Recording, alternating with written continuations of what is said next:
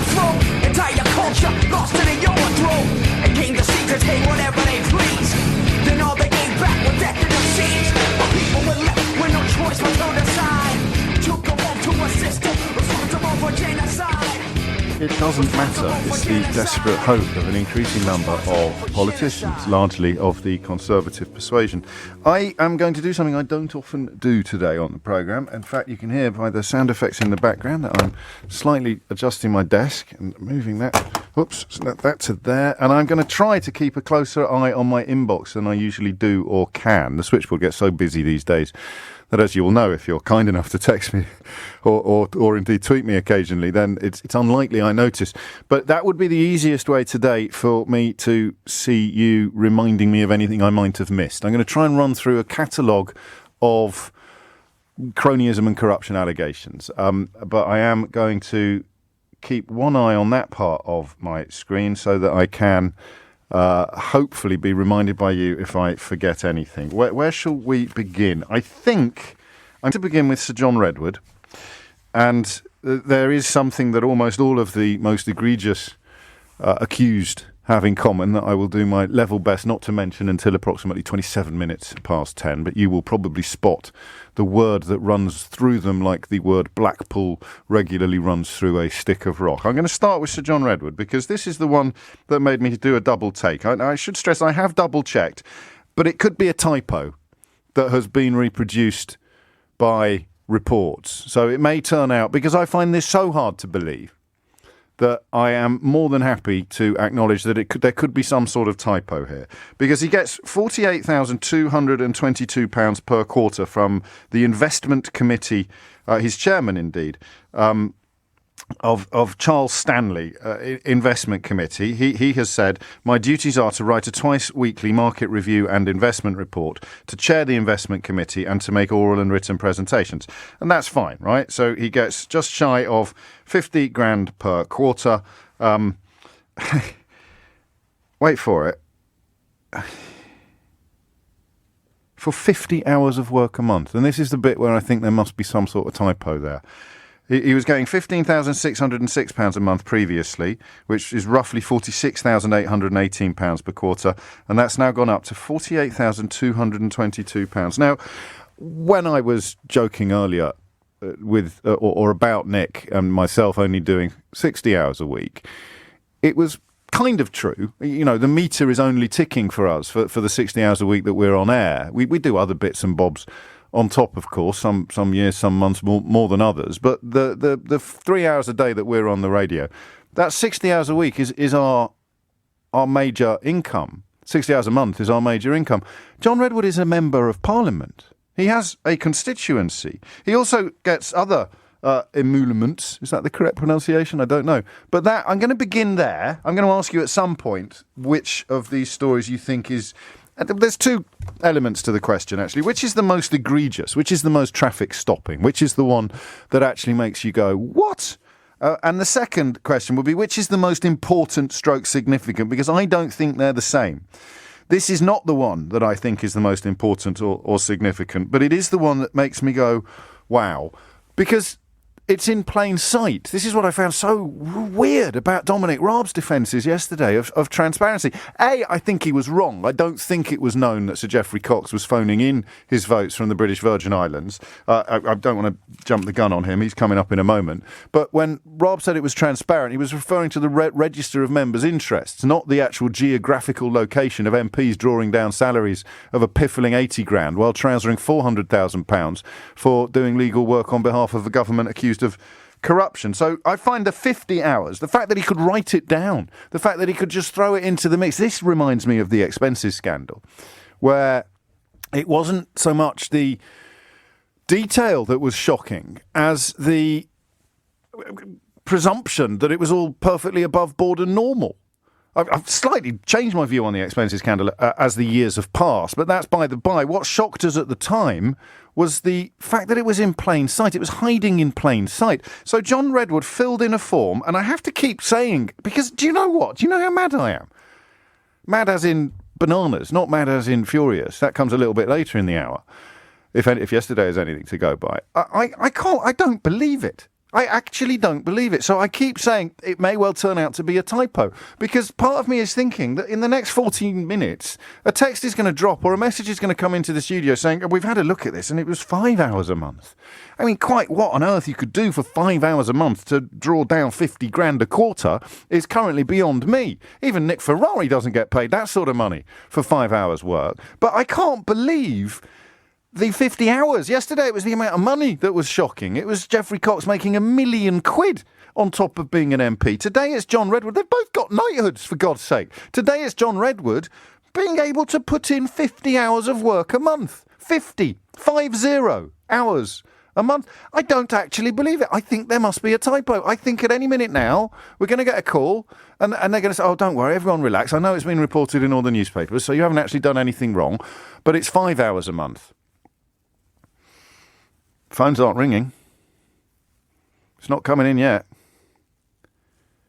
Wow. So 50 hours. I find that almost unbelievable. The simple fact that he considers his duties as an MP to be so trivial that he's got 50 hours spare every month to work for this investment bank. He also works for others. He gets another 5 grand a year as a member of the advisory board of a private equity company, and a bonus of 35 grand from the original company, and he made £439.86 in book royalties. So at least there's one corner there where I can knock him into a cocked hat. 10 minutes after 10 is the time. So there you go. So we get Redwood on the list. Daniel Kawczynski. Can you spot what the word is yet that runs through this lot like Blackpool runs through a stick of rock? You'll remember him. He is the one that was accused of not offering a sincere apology in the House of Commons after he was found guilty of bullying. Again, so was Priti Patel. So, you know, it's almost like every stone you look under has got 10 more stones under it that you need to then look under. And every time you look under one of the 10 new stones, you find 10 more stones to look under, all of which are hiding murk and grimness. But she concluded that he'd acted in a threatening and intimidated manner. But on the same day that he gave the apology, he admitted he was only going through the motions to avoid being suspended. That was picked up by the Daily Mail. Now he's facing another investigation, the second in 5 months, for actions causing significant damage to the reputation of the House. That's not the only story involving him. He has also, I'm not going to be able to keep on top of this, seriously. He is also going to be in, or at least it is being reported that he has interests or he gets paid by a mining company, and there are suggestions that he may have made interventions on their behalf, suggestions that he denies. I've already got it. I've blown it already. What is it, 11 minutes after 10? I've already lost one of the strands of the story. I've already lost one of the stones that I was looking under because I got distracted by all the new stones to look under that I found when I lifted up the last stone we were looking under. Are you still with me at the back? So I'll get back to that one. So we've got Redwood. We've got Kawczynski. Here is a Tory MP who was retained as an advisor by a company, a job for which he received £20,000 a year. His name is Steve Brine. In February, he took part in a video conference with the company that pays him £20,000 a year for 8 hours work a month, and Nadeem Zahawi, the vaccine minister at the time. And that was in February. And lo and behold, in April, the company won a £100,000 government contract to deliver lateral flow tests to pharmacies. It could be, of course, a complete coincidence.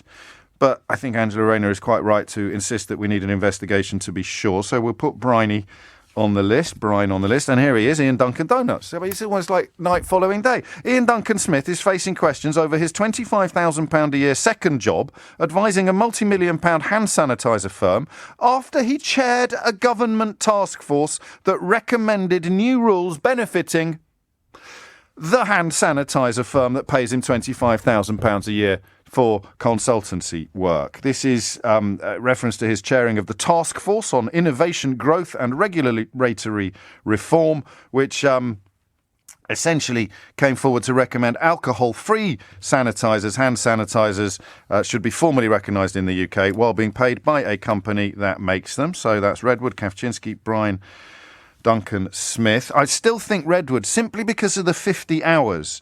That's just so unbelievable. But the Duncan Smith one, actually chairing a government task force, I think what gets me the most, and I suspect what gets you the most, is the fact that this is out there. It's weirder than if it was hidden. You know, a traditional scandal involves blowing the bloody doors off, right? To bowdlerise Michael Caine in the Italian Job.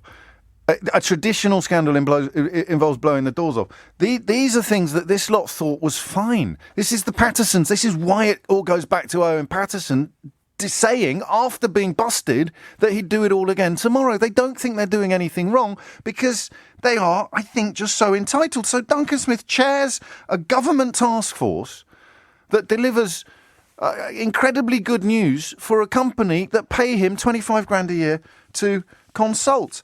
Scotland Yard is assessing a complaint against the Conservative Party over the fact that 15 of the last 16 Tory treasurers had been offered a seat in the House of Lords after each donated more than £3 million to the party. So we'll put the House of Lords on the list. Redwood, Kawczynski, Bryan, Duncan Smith, Lords. Sir Geoffrey Cox, I told you we'd come back to him. How many times do you think he voted in person in 13 months during the pandemic? Go on, seriously, have a guess. How many times do you think he turned up in the House of Commons and actually voted? How many days? How many days? On how many days over a 13-month period do you think Sir Geoffrey Cox, who I misrepresented yesterday as being the MP for North Devon, it's, I think, Totteridge and West Devon, although geographically speaking, it is kind of in North Devon, but the point is I named the wrong constituency.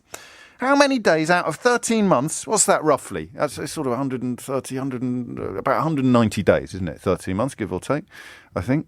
No, it's got to be more than that. It's 360. Never do maths live on the radio, Keith. That is the only bit of advice I will ever give you. 13 months, so it's going to be 365 days plus 30 days, 395 days. That'll do. About 395 days. Admittedly, not all of them would be days when Parliament was open, but taking 13 months as a broad baseline, how many days do you think Geoffrey Cox actually went into Parliament and voted on out of 13 months? From June 2020 to July 2021. Now, you were allowed to use proxy voting. Let's make that absolutely clear. It's not like everybody else was queuing up to do 2. Even I haven't got the energy to build up any suspense on this one. 2 days, 13 months, £1 million. I don't know how long it would take you to earn £1 million. It took Geoffrey Cox a year while he was also an MP. I don't know how long it would take you to earn 50 grand. It takes John Redwood 3 months while he is also an MP. And he gets it for doing 50 hours work a month while he is also an MP. Do you see what I mean yet about the real offence here being the fact that it's in plain sight? The fact that they have essentially waved it under our noses and told us that there's nothing to worry about. Lawrence Robertson, £24,000 a year by the Betting and Gaming Council, an industry body that lobbies on behalf of bookmakers. Ready for this? Over the past year, he has warned ministers that there is a great danger that stronger gambling laws could lead to more players using the black market and suggested that there is not enough evidence to warrant greater regulation of the industry. He denies any conflict of interest. So, here is a gambling firm. Here is Lawrence Robertson. The firm gives him £24,000 and then he makes arguments about how it would be a very bad idea to regulate gambling more stringently than we currently do, but claims, and this is where he waves it under your nose, there is absolutely no conflict of interest. Is anyone keeping tabs on this? We've done Cox, right? We've done the Met looking into the Lords. Let's put him on the list as well. So Cox and Robertson, the House of Lords, Duncan Smith, Bryan, Kawczynski, Redwood. You can tell this isn't the BBC, can't you? I'd have a team of researchers knocking this together for me. I'm doing it all with a bunch of things I've just cut out of the newspapers on one single morning. One morning. We're only 17 minutes into the programme. And then you have the other list of MPs trousering sums of money that most people can only dream of for doing work that remains... Well, here's another one. Fiona Bruce, Conservative Congleton, carried on working for her own law firm, having become an MP, and I've got the figure, £219,991.54. I don't know what is happening. I don't know how we've kind of just not noticed this. Guilty, as charged, me personally. I don't know how we've not noticed this. I don't know whether there's been a flurry of revelations. They've been writing down it in the last couple of weeks because they've seen what's happened to Patterson and they've thought, well, we better get it all out there. And then big Dom Raab can go around claiming that actually we should all be praised for our transparency. And I don't know if I've covered everything that I wanted to cover when I sat down. Oh, I haven't. 18 minutes after 10, you are listening to James O'Brien on LBC, and I have not yet shared with you the one that I think is the worst of all. The one that I think cuts to the very heart of what I would call, reluctantly, democratic decline. Something that suggests to me there is something very, very rotten in the state of Britain. I'll run quickly through some numbers. So Sir Geoffrey Cox, the top 10 MPs who have earned or will earn the most from outside work in 2021. This is on top of the £81,932 that they earn as MPs. We are now, of course, in November, so this is retrospective with, I presume, a tiny side order of speculation on what is likely to come. So Geoffrey Cox, 587,000. I'll round down or up. Theresa May, 497,000. John Redwood, 228,000. Fiona Bruce, 219,000. Andrew Mitchell, £183,000. Sajid Javid, £180,000. Sir John Hayes, 119,000. Richard Fuller, 109,000. Mark Garnier, 100,000. And Chris Grayling, 100,000 as a strategic advisor. Two words that you would never ordinarily associate with Chris Grayling if you lived to be 504 and you only had two words in your vocabulary. Strategic advisor to a ports company. For 7 hours of work a week, he gets £100,000 a year. But, and yes, I will open up the phone lines, and yes, I will take your calls, and yes, I will remind you of the question that I'm actually asking in a minute. But first, I think this is huge. I could be wrong, you know me. Put it all out there, and then if circumstances demand, I'll reclaim some of it and crawl some of it back. But I think this is huge.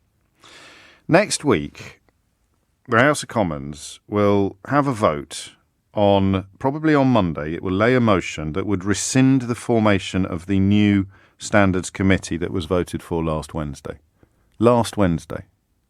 Wasn't it?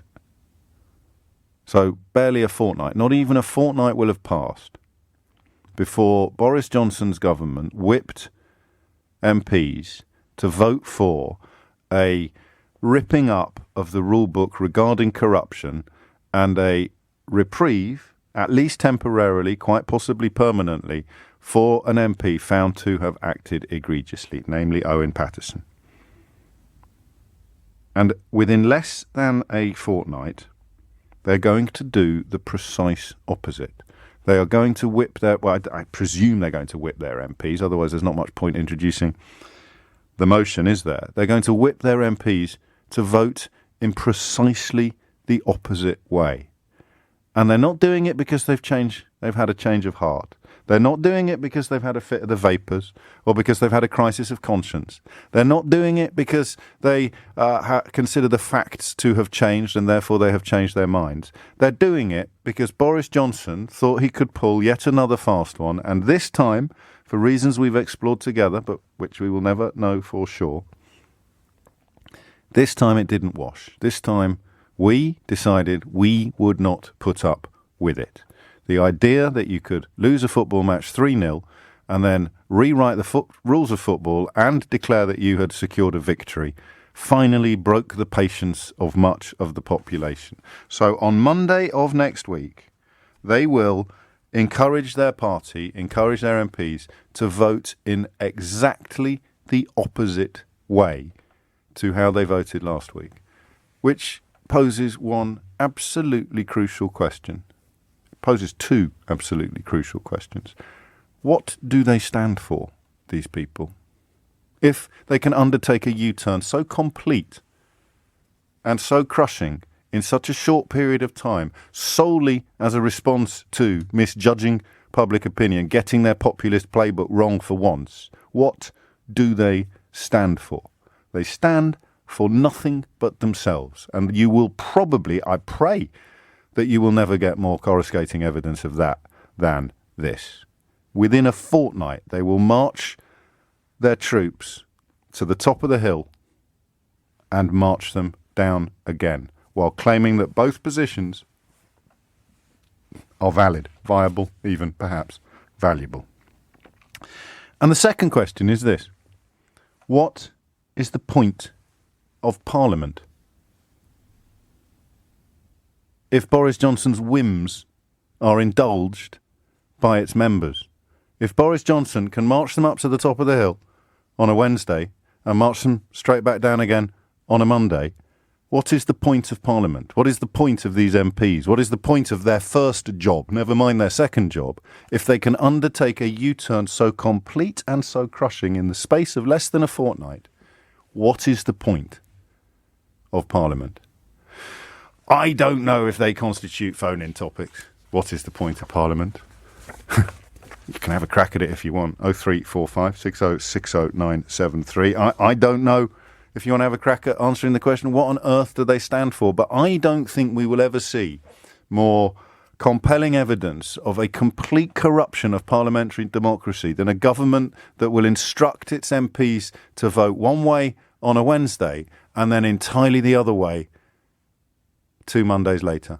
I can't conceive of circumstances that highlight more completely how absolutely ridiculous we have been rendered by this vote leave government. You vote this way or you are for the high jump. You vote this way or you lose your job in government. You vote this way or we will, it has been reported, remove funding from your constituency before the next election, so you'll probably lose your seat. You vote this way or we will come down on you like a ton of bricks. And through the lobby they go. Through the lobby they go. It blows up in a way that none of them had foreseen because it was done entirely upon the Prime Minister's whim.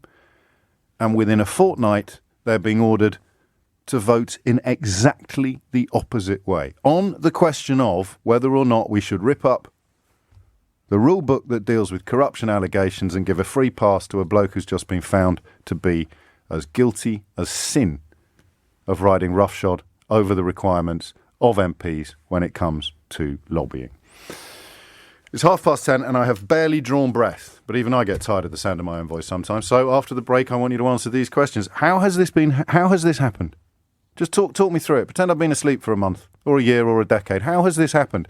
And how can we have a system in which the people who are charged to safeguard our democracy can turn upon a sixpence in the blink of an eye while also filing 50 hours of work a month for extremely lucrative extra jobs? But I also want to know, which is the one for you? And this is the question I want you to come in on first. Out of all the things I've just listed, and thank you for listening, thank you for indulging me. It feels like therapy some days. Out of all the ones we've just listed, which one gets your goat the most? 0345 60 60 973. And in a constitutional or historical context, which of these stories, these scandals, whether actual or still bubbling under that status, which do you think is the most significant? Which speaks most loudly of the broader malaise? Which of these individual stories excites you the most, gets your goat the most, sticks in your craw the most stubbornly? And which of these stories, to you, is most emblematic of the bigger picture? As Steve has pointed out, in the interest of balance, I should add that David Lammy presents a 2-hour radio show on LBC. Yeah, that's the balance. So which of these stories offends you the most? John Redwood, the 50 hours a month he can somehow find to do on top of his MP's duties. The Daniel Kawczynski story involving boasting almost about how he only issued an apology to staff who'd been found guilty of bullying because he'd been ordered to do so. And there is another element to that one as well involving mining, which I shall find. Which one is it? Is it Geoffrey Cox sitting in the Caribbean when he should have been in Devon? Is it Ian Duncan Smith, 25 grand a year from a company that benefited from recommendations that came from a government task force he actually chairs? They all deny conflicts of interest. But they would say that, wouldn't they? Alison's in Falkirk. Alison, what have you got? Yeah, thanks for taking my call, James. I'm a bit starstruck. I've been listening for long enough. It's only me. I know. Well, you didn't just speak to Keith, did you, on the way through? No. Oh God, because then I could understand you being starstruck. But this is well, thank you very much indeed. What made you pick up the phone? It's Ian Duncan Smith because he's the architect of universal credit. Yes, he is. And the rules are in universal credit, as has been widely reported, that if you take on work, you lose money from your credit. Yes. So why the hypocrisy of trousering 80 grand a year to do a vital and important and necessary job and not losing any money but taking on as much extra money as you can possibly get?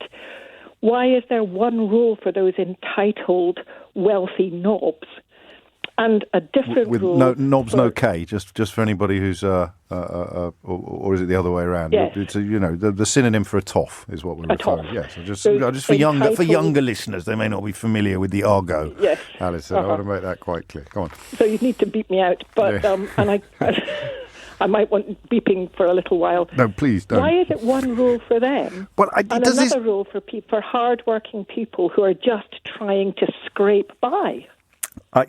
Clearly there is a double standard in place here. I don't know if we dig into the detail of your specific allegation, if it's entirely fair. I mean, he's not claiming anything in what you and I would loosely describe as welfare payments or benefits, is he? Mm-hmm. No. So that is the balance there. But here, can I read you something? I've been keeping some of my powder dry, Alison. Mm-hmm. The company he gets £25,000 a year from sent a message to investors after the task force that he chairs for the government, along with former ministers George Freeman and Theresa Villiers. They sent a message to their investors after the recommendations came down from the task force that he chairs and gets paid £25,000 by this company. And the message said, influential UK government-sponsored task force has recommended a regulatory green light for alcohol-free hand sanitisers. Its directors were also quoted in a report saying that it delivered a powerful boost to the firm.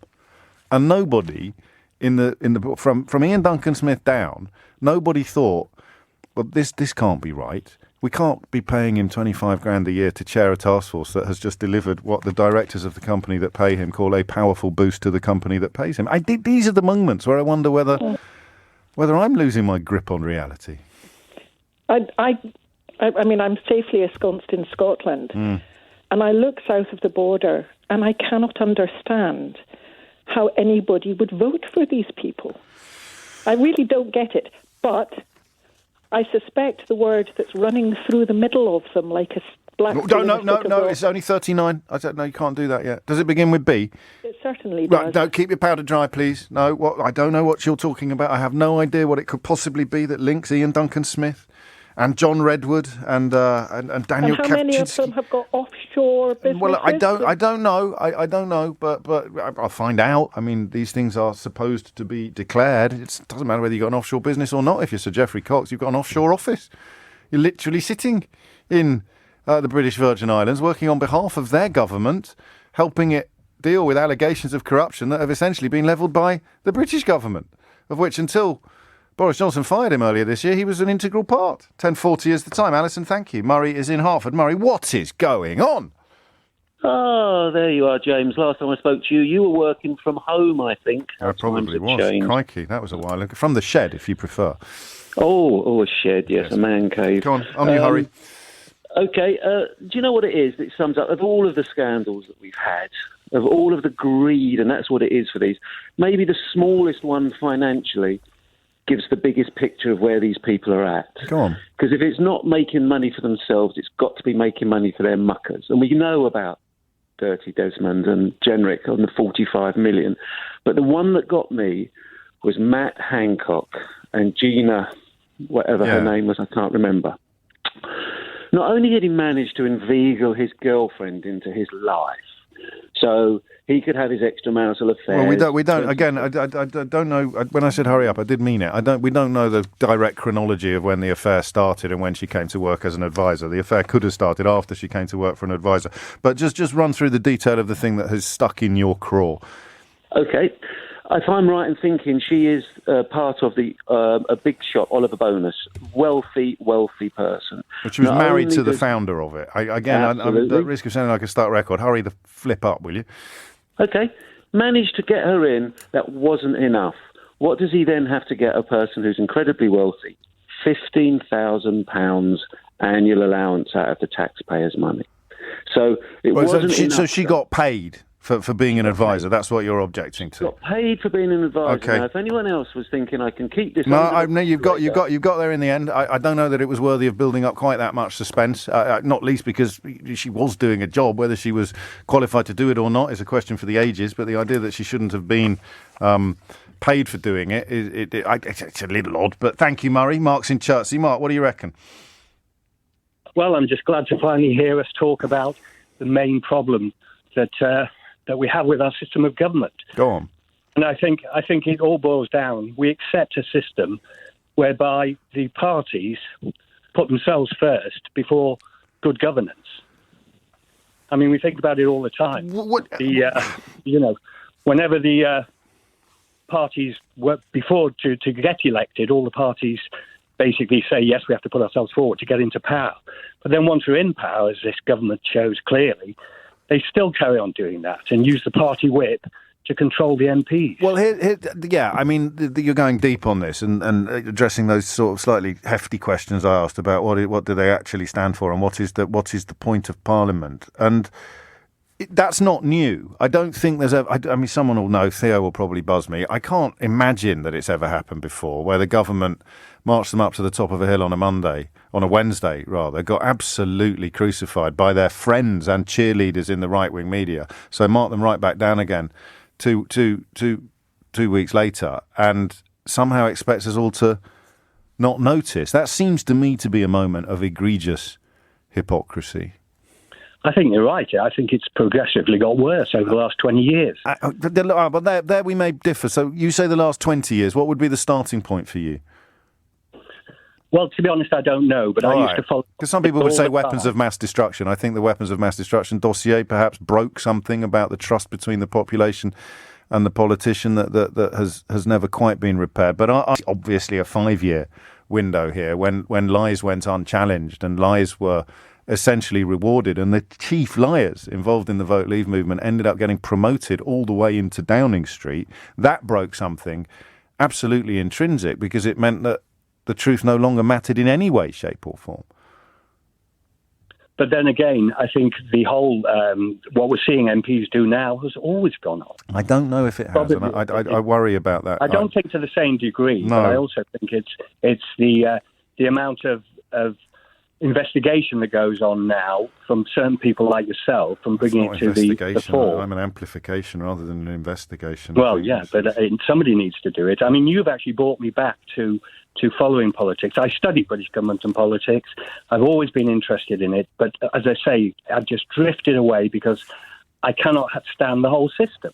Well, I'm glad I've brought you back. I don't know if you're going to thank me for it in the long run, or possibly your doctor. Well, I don't. Your doctor might have a few words to say on the subject, but as long as we could keep the conversation alive and find things to smile about in the middle of it all, Mark, we'll be all right, I think.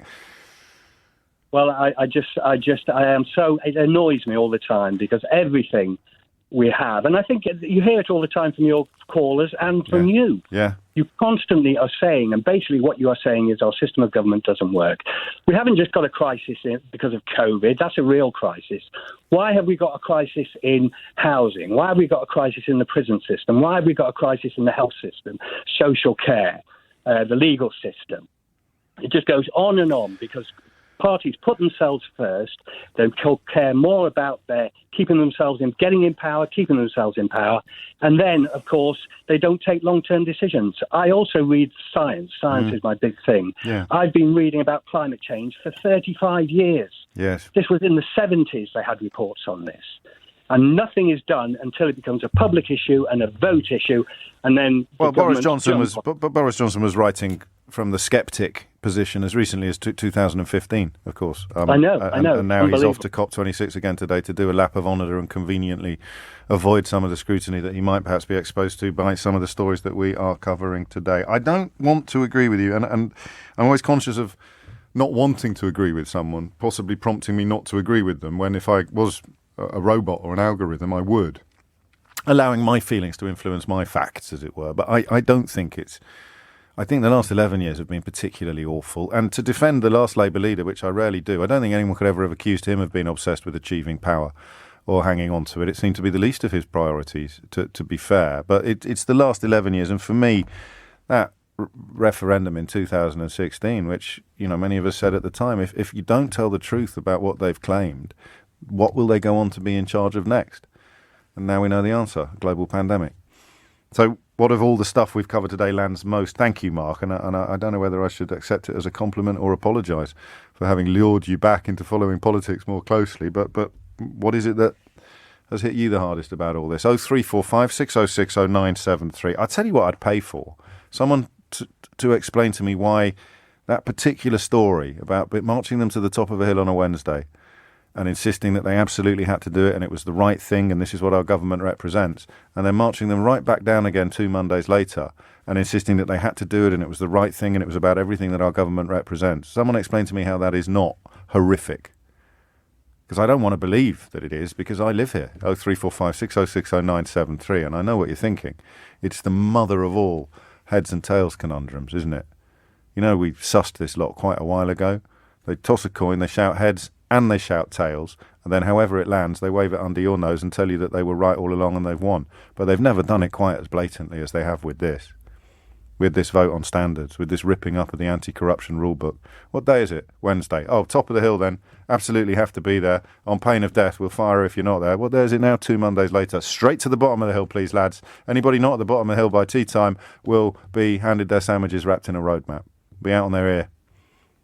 I think that's insane. I honestly do. And weirdly, of all the stories that are somehow more enraging or more provocative, the 50 hours a week that John Redwood can spare, the 25 grand that Ian Duncan Smith gets paid, all of them. I could go on. I frequently do.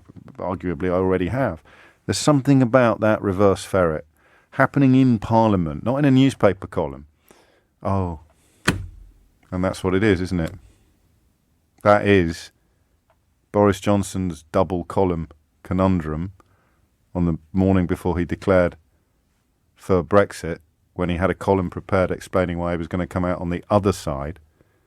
That is now the modus operandi of his entire government. So they published one column last Wednesday when they voted it down, but the comment section's been awful. Oh my God. Sometimes it's so simple you can't believe you've missed it. So they published one column last week. That was the one saying we're going to rip up the anti-corruption rule book and give Owen Paterson a free pass. And then they read the comments and they decided, well, let's pretend we never published that. Let's publish the polar opposite next week. Oh, and this lot are so stupid, they'll let us get away with it.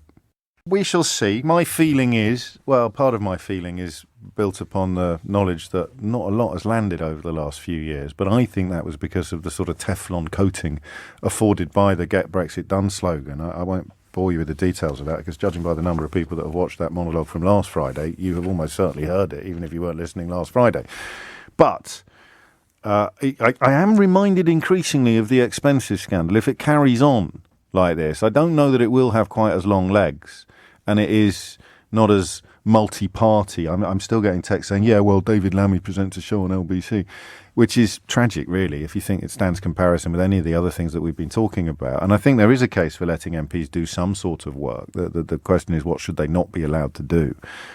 But the expenses scandal springs to mind because it was the idea that they thought it was okay that offended us so much, rather than they knew it wasn't, so they hid it, and then the doors got blown off and journalists filled their boots and the public went potty. That's a very different sort of scandal. The thing about the expenses scandal was they all thought it was okay. And that's the big common ground between these stories here about largely Conservative members of Parliament thinking it's perfectly okay to take money from all these companies and dedicate all these hours while ostensibly being MPs, disinterested MPs.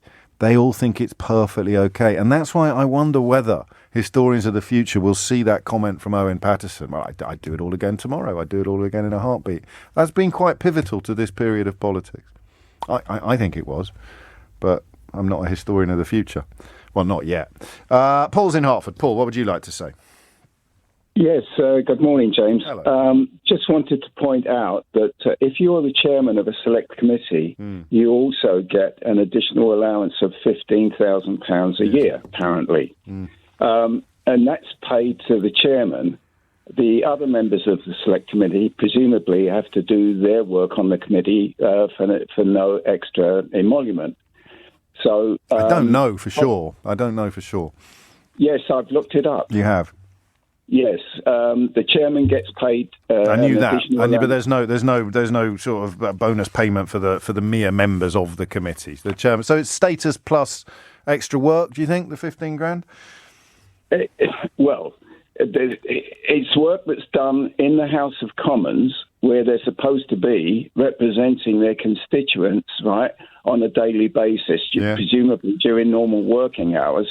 So why should they be paid an additional 15,000? It's clearly then a role which, if you are that way inclined, you'd be angling to try to get yourself a chairmanship of a select committee for the 15 grand and the kudos. But do we not then veer into territory that says the Prime Minister should get paid the same as the lowliest backbencher, the Secretary of State, the Foreign Secretary? They should all get paid a flat rate. Are we not swimming against the idea that once you're, like with any area of employment, once you're on the payroll, there's a sort of hierarchy that kicks in, and that where you sit on the hierarchy determines how much you get paid? I'm not defending it or attacking it at the moment. I'm just working it out with you. No, I take your point, but I don't know for sure. But isn't a chairmanship of a select committee a job that you get either for the duration of a parliament or indefinitely until there's a reason for replacing you? Yes, I think so. So you're suggesting that the temptation to be a chairman of a select committee might be informed as much, if not more, by the money on the table than by a particular interest in that area. Or I think you're elected to the chairmanship by the members of the select committee. Is that a sufficient check and balance to assuage your concerns? Not so sure, because well, no one elected Ian Duncan Smith to get 25 grand off this company that, lo and behold, got an amazing bit of business potentially out of the government task force that he chairs. Do you see what I mean? No one elected John Redwood to work 50 hours a month for an investment bank while still being an MP. So it doesn't strike me as being anywhere near as egregious as some of the stuff we've been talking about. But I could be wrong.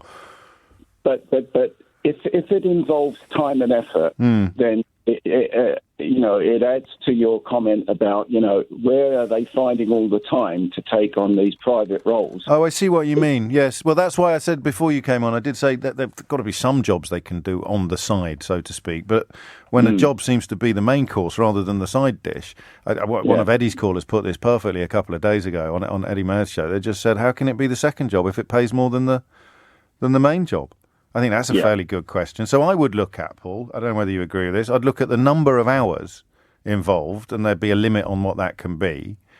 Hard to police, perhaps, but at least good for, optics. And secondly, consultancy seems to be the real problem here, doesn't it? What do you think the difference is between consulting and lobbying? What's the difference? Go on, have a go, because I've got a theory on this.